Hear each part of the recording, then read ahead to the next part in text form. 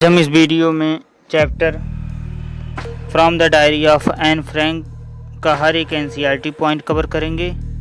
Chapter का शुरुआत होता है एनी लिएसी मैरी यानी एन फ्रैंक 12 जून 1929 को जर्मनी में जन्मी एक यहूदी यानी जेप्सिस लड़की जिसने अपने जीवन की कठिन घड़ियों में डायरी लिखी।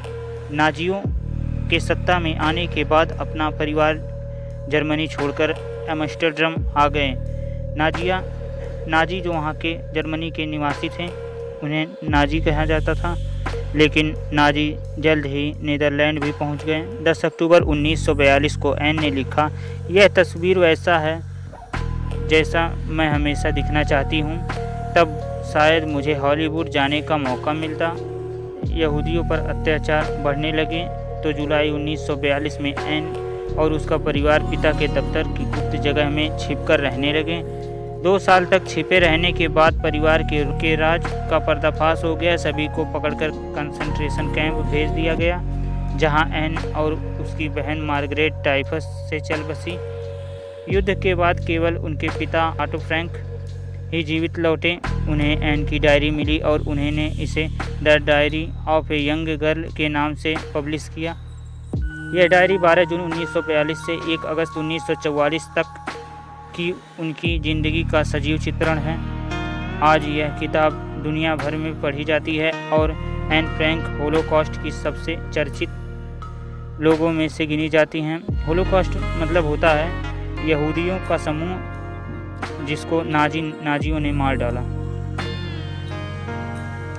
लेकिन फिर भी मुझे लिखने की इच्छा होती है, क्योंकि डायरी लिखना मेरे लिए अजीब अनुभव है, क्योंकि मैंने पहले कभी भी नहीं लिखा। मुझे लगता है कि ना तो मुझे और ना ही किसी और को एक 13 साल की लड़की की बातें पढ़ने में दिलचस्पी होगी। लेकिन फिर भी मुझे लिखना अच्छा लगता है, क्योंकि कागज़ में लोगों से ज़्यादा धैर्य होता है। यह ख्याल मुझे तब आया जब मैं उदास होकर घर में अकेली बैठी थी।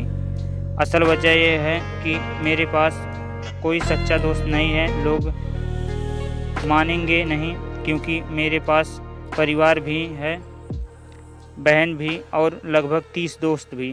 फिर भी जब मैं दोस्तों के साथ होती हूँ तो हम सब रोज़मर्रा की बातें करते हैं। दिल की गहराई की बातें कोई नहीं करता। शायद गलती मेरी भी है। यही वजह है कि मैंने डायरी लिखना शुरू की। मैं चाहती हूँ कि मेरी डायरी वही दोस्त बने जिससे मैं अपने मन की बात कह सकूं। मैं इसे साधारण तथ्यों की किताब नहीं बनाना चाहती, बल्कि एक दोस्त की तरह देखना चाहती हूं जो मेरे दिल की बातें सुने। और इसलिए मैंने अपनी डायरी का एक नाम दिया, किट्टी।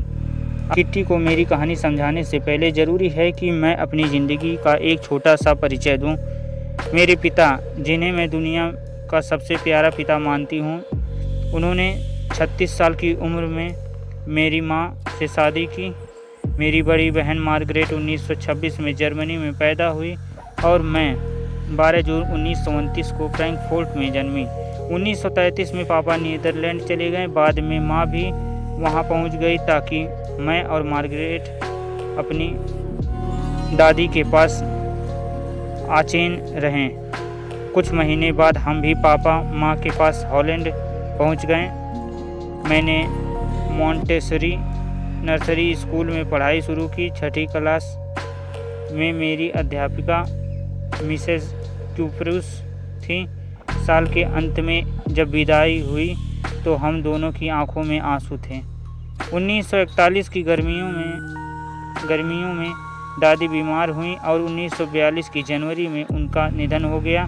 मैं अक्सर उनके बारे में सोचती हूँ। मेरी जन्मदिन की मोमबत्ती के साथ उस साल दादी की याद में एक दीपक भी जलाया गया, 20 जून 1942। और आज मैं इस डायरी को गंभीरता से अपने जीवन का साथी समर्पित करती हूँ। शनिवार 20 जून 1942 हमारी पूरी क्लास डरी हुई है। वजह है आने वाली मीटिंग, जहाँ तय होगा कि कौन अगले क्लास में जाएगा और कौन रुक जाएगा। क्लास के आधे बच्चे शर्तें लगा रहे हैं। मैं और मेरी सहेली जीएन उन दोनों लड़कों सीएन और जैक्स पर खूब हंसते हैं, जिन्होंने अपनी छुट्टियों की सारी सेविंग्स शर्त में लगा दी। मुझे अपनी सहेलियों और खुद पर भरोसा है कि हम पास हो जाएंगे। हाँ, मैथ को लेकर थोड़ी चिंता है, लेकिन बाकी सब ठीक है। मेरे 9 अध्यापक हैं, 7 पुरुष और 2 महिलाएं। उनमें से मैथ के टीचर मिस्टर किसिंग मुझे बहुत डांटते हैं क्योंकि मैं ज़्यादा बात करती हूँ। उन्होंने मुझे सज़ा दी। एक निबंध लिखने की विषय था ए चैटरबॉक्स, यानी बतूनी। मैं सोच में पड़ गई कि इस पर क्या लिखूं। काफ़ी सोचने के बाद मैंने लिखा, बात करना छात्रों की आदत है और मैं इसे काबू में रखने की कोशिश करूंगी। 3 पन्नों का निबंध पूरा करके मैं संतुष्ट हो गई। मैंने लिखा कि मेरी ये आदत कभी नहीं बदलेगी, क्योंकि मेरी माँ भी उतनी ही बात करती थी जितनी मैं, और ये तो विरासत में मिला गुण है, यानी जेनेटिकल है।